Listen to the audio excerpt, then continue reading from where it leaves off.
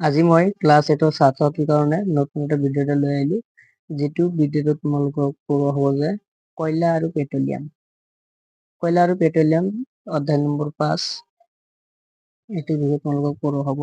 তাৰ পৰা কেইটামান কুৱেশ্যন বনাই দিছো। এতিয়া চোৱা, ক্লাছ 8 মানৱ সৃষ্ট সম্পদ। এতিয়া মানৱ সৃষ্ট সম্পদ কাক বোলে আমি এইটো আগত জানিব লাগিব। তলৰ কোনটো মানৱ সৃষ্ট সম্পদ নহয়। এতিয়া চোৱা, মানৱ সৃষ্ট সম্পদ কাক বোলে? যিবোৰ সম্পদ মানুহে নিজে বনায় নাইবা সৃষ্টি কৰে তাকেই মানৱ সৃষ্ট সম্পদ বুলি কোৱা হয়। এতিয়া কুৱেশ্যনত কি কৈছে, তলৰ কোনটো মানৱ সৃষ্ট সম্পদ নহয় বুলি কৈছে। আমি কি কৈছিলো যে যিবোৰ সম্পদ মানুহে সৃষ্টি কৰে নাইবা বনায় তাক কি বুলি কোৱা হয়? মানৱ সম্পদ বুলি কোৱা হয়। মানৱ সম্পদৰ উদাহৰণ বিলাক কি কি হ'ব? যেনে মানুহে কি কি বনায়? ঘৰ বনায়, দলং বনায়, পকী ৰাস্তা বনায়, এইবিলাক কি মানুহে বনায়। সেইকাৰণে এইবিলাক হৈছে আমাৰ মানৱ সম্পদ।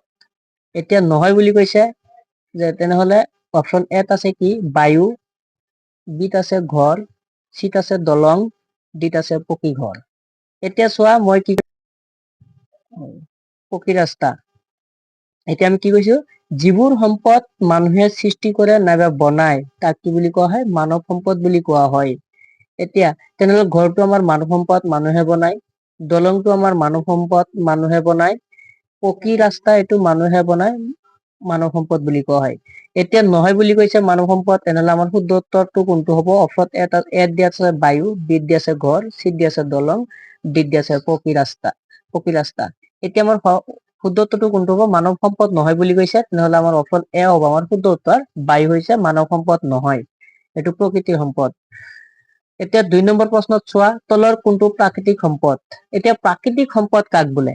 যিবোৰ সম্পদ প্ৰকৃতিৰ পৰা পাওঁ নাইবা প্ৰকৃতিয়ে সৃষ্টি কৰিছে তাক প্ৰাকৃতিক সম্পদ বুলি কোৱা হয়। উদাহৰণ কি কি হ'ব? যেনেহলে উদাহৰণ হিচাপে আমি কি কি দিব পাৰো? যেনে পাহাৰ, পৰ্বত, নদ, নদী, পানী, গছ, গছনি ইত্যাদি। এইবিলাক হৈছে আমাৰ প্ৰাকৃতিক সম্পদ। আমি সৃষ্টি কৰিব নোৱাৰি, প্ৰকৃতিৰ পৰা সৃষ্টি হয়। এইবিলাক হৈছে প্ৰাকৃতিক সম্পদ। এতিয়া আমাৰ কুৱেশ্যনত কি কৈছে? তলৰ কোনটো প্ৰাকৃতিক সম্পদ? এতিয়া প্ৰাকৃতিক সম্পদ বাছনি কৰিব লাগে। অপশ্যন এত আছে ঘৰ, এইটো আমাৰ মানৱ সম্পদত পৰি গ'ল। দলং, এইটো আমাৰ মানৱ সম্পদত পৰি গ'ল, মানৱ সৃষ্ট সম্পদ পৰি গ'ল। বিত চিত আছে গছ, ডিত আছে পকী ৰাস্তা। এতিয়া তেনেহলে আমাৰ শুদ্ধ উত্তৰটো কোনটো হ'ব? শুদ্ধ উত্তৰ হ'ব অপশ্যন চি।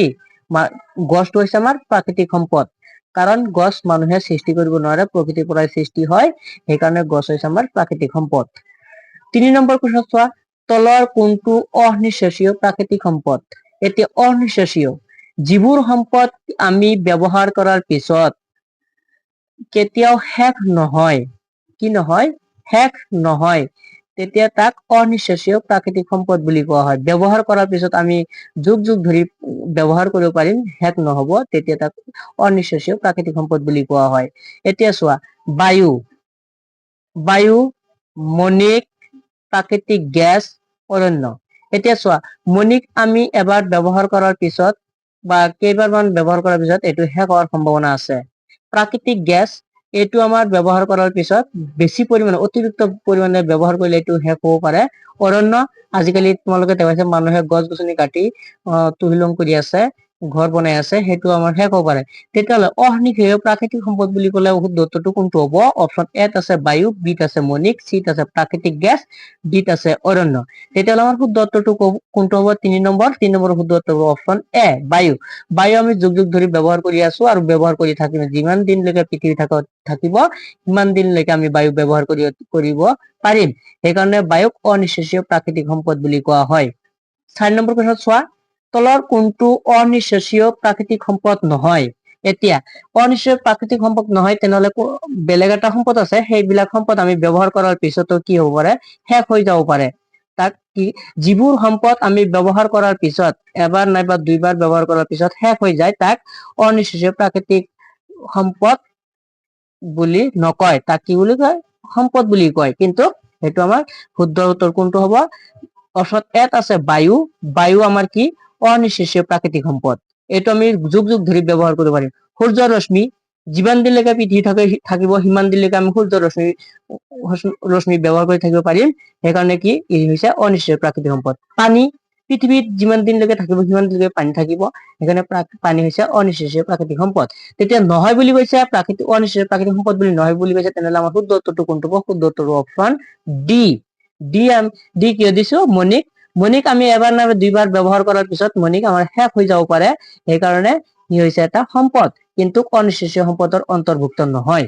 5 নম্বৰ কুৱেশ্যন চোৱা, তলৰ কোনটো নিঃশেষীয় প্ৰাকৃতিক সম্পদ?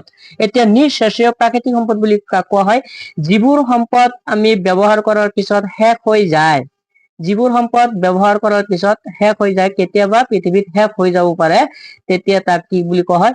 নিঃশেষীয় প্ৰাকৃতিক সম্পদ বুলি কোৱা হয়। এতিয়া পানী আমাৰ অনিঃশেষীয় প্ৰাকৃতিক সম্পদ। কয়লা কি হব? সূৰ্য ৰশ্মি, বায়ু। এই তিনিটা এতিয়া চোৱা, পানী আমি পৃথিৱীত যিমান দিনলৈকে থাকিব সিমান দিনলৈকে পানী আমি ব্যৱহাৰ কৰি থাকিব পাৰিম। কয়লা আমি সেইটো তাৰ বিপৰীত, কয়লা আমি সিমান দিন ব্যৱহাৰ কৰিব নোৱাৰিম, কাৰণ কয়লাও কেতিয়াবা শেষ হৈ যোৱাৰ সম্ভাৱনা আছে। সূৰ্য ৰশ্মি, পৃথিৱীত যিমান দিনলৈকে থাকিব সিমান দিনলৈকে আমি সূৰ্য ৰশ্মি ব্যৱহাৰ কৰি থাকিব পাৰিম। বায়ু পৃথিৱীত যিমান দিনলৈকে থাকিব সিমান দিনলৈকে বায়ু ব্যৱহাৰ কৰি থাকিব। সেইকাৰণে বায়ু, সূৰ্য ৰশ্মি, পানী, এই তিনিটা হৈছে আমাৰ অনিঃশেষীয় প্ৰাকৃতিক সম্পদ। ইয়াত কৈছে নিঃশেষীয় প্ৰাকৃতিক সম্পদ বুলি কাক কোৱা হ'ব? তেনেহ'লে অপশ্যন বি হ'ব আমাৰ শুদ্ধ উত্তৰ। কয়লা হৈছে আমাৰ নিঃশেষীয় প্ৰাকৃতিক সম্পদ। এতিয়া 6 নম্বৰ কুৱেশ্যন চোৱা, তলৰ কোনটো নিঃশেষীয় প্ৰাকৃতিক সম্পদ নহয়? তলৰ কোনটো নিঃশেষীয় প্ৰাকৃতিক সম্পদ নহয়? আমি নিঃশেষীয় প্ৰাকৃতিক সম্পদৰ সূত্ৰটো তোমালোকক কৈ দিছো।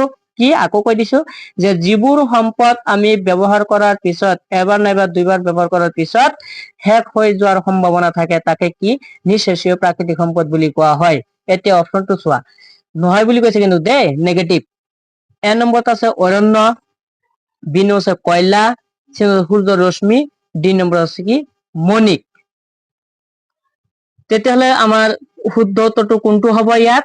শুদ্ধ উত্তৰটো হ'ব অপশ্যন চি হৈছে আমাৰ অনিঃশেষীয় প্ৰাকৃতিক সম্পদ। নহয় বুলি কোৱাৰ কাৰণে আমাৰ কি? নিঃশেষীয় প্ৰাকৃতিক সম্পদ নহয় কোনটো? সূৰ্য ৰশ্মি। পৃথিৱীত থকালৈকে সূৰ্য ৰশ্মি আমি ব্যৱহাৰ কৰি থাকিব পাৰিম। আমাৰ শুদ্ধ উত্তৰটো অপশ্যন চি, সূৰ্যৰ ৰশ্মি। 7 নম্বৰ কুৱেশ্যন চোৱা, তলৰ কোনটো প্ৰাকৃতিক ইন্ধন? প্ৰাকৃতিক ইন্ধন বুলি কৈছে। ইন্ধন মানে কি? যিবোৰ জ্বলালে ধোঁৱা ওলাই, সেইবিলাক কি বুলি কোৱা হয়? প্ৰাকৃতিক ইন্ধন বুলি কোৱা হয়। এতিয়া চোৱা, অপশ্যন এত আছে পেট্ৰলিয়াম, এইটো এটা ইন্ধন হয়। ডিজেলো ইন্ধন হয়। চিত আছে কয়লা, ডিত আছে খাৰুৱা তেল। প্ৰাকৃতিক ইন্ধন বুলি কোৱা হৈছে যিবোৰ সম্পদ আমি প্ৰাকৃতিক মানে মাটিৰ তলৰ পৰা আহৰণ কৰো, মানে গছৰ ডাল ঠেঙুলি ভূমিকম্পৰ ফলত পচি গৈ যিবোৰ সম্পদ সৃষ্টি হয়, তাক প্ৰথমতে কি কৈছিল? হিউমাছৰ পৰা হৈছিল কয়লা হয়। তেতিয়াহ'লে আমাৰ প্ৰাকৃতিক ইন্ধন বুলি কাক কোৱা হ'ব? আমাৰ অপশ্যন চি হৈছে আমাৰ শুদ্ধ উত্তৰ, কয়লা। প্ৰাকৃতিক ইন্ধন বুলি ক'লে আমি কি লিখিম? কয়লা লিখিম। শুদ্ধ উত্তৰ হ'ব আমাৰ চি, কয়লা। এতিয়া 8 নম্বৰ চোৱা, তাপ বিদ্যুৎ প্ৰকল্পত, আকৌ কি হৈছে? বিদ্যুৎ প্ৰকল্পত। তাৰমানে আমি কি ব্যৱহাৰ কৰি থাকো আজিকালি? ইলেক্ট্ৰিচিটি যে ব্যৱহাৰ কৰি থাকো, লাইন, সেইটো কোৱা হয় তাপ বিদ্যুৎ প্ৰকল্পত ব্যৱহাৰ কৰা প্ৰাকৃতিক ইন্ধন হ'ল, এতিয়া কি হ'ব এইটো? এইটো চোৱা, ভিনেগাৰ, কয়লা, পেট্ৰল, খৰি। এতিয়া আমাৰ শুদ্ধ উত্তৰটো কোনটো হ'ব? তাপ বিদ্যুৎ প্ৰকল্পত ব্যৱহাৰ কৰা প্ৰাকৃতিক ইন্ধন হ'ল আমাৰ কি? অপশ্যন বি, কয়লা হৈছে আমাৰ শুদ্ধ উত্তৰ। ভিনেগাৰতো নহয়, কয়লা হ'ব আমাৰ শুদ্ধ উত্তৰ। পেট্ৰল নহয়, খৰি নহয়। তাপ বিদ্যুৎ প্ৰকল্পত কি ব্যৱহাৰ কৰা হয়? কয়লাক ব্যৱহাৰ কৰা হয় তাপ বিদ্যুৎ প্ৰকল্পত প্ৰাকৃতিক ইন্ধন হিচাপে। এতিয়া চোৱা, 9 নম্বৰ চোৱা, কয়লাৰ প্ৰধান উপাদান হ'ল, কয়লা যে সৃষ্টি হয় তাৰ এটা প্ৰধান উপাদান থাকে, সেই উপাদানটোক আমি কি বুলি কওঁ? এত আছে কৰ্ক, বিত আছে খাৰুৱা তেল, চিত আছে কাৰ্বন, ডিত আছে মণিক। এতিয়া কয়লা সৃষ্টি হবলৈ হলে কিছুমান ইয়াৰ প্ৰধান উপাদান থাকে, তাক এই উপাদানটোৰ নাম হৈছে আমাৰ কি? অপশ্যন চি হ'ব আমাৰ শুদ্ধ উত্তৰ, কাৰ্বন। কাৰ্বন হৈছে কয়লাৰ প্ৰধান উপাদান। আমি ইয়াত অপশ্যন দিছো, কেতিয়াবা পৰীক্ষাত তোমালোকে এনেকৈ দিব পাৰে যে কয়লাৰ প্ৰধান উপাদানটো কি? তেতিয়া তোমালোকে কি লিখিবা? কাৰ্বন।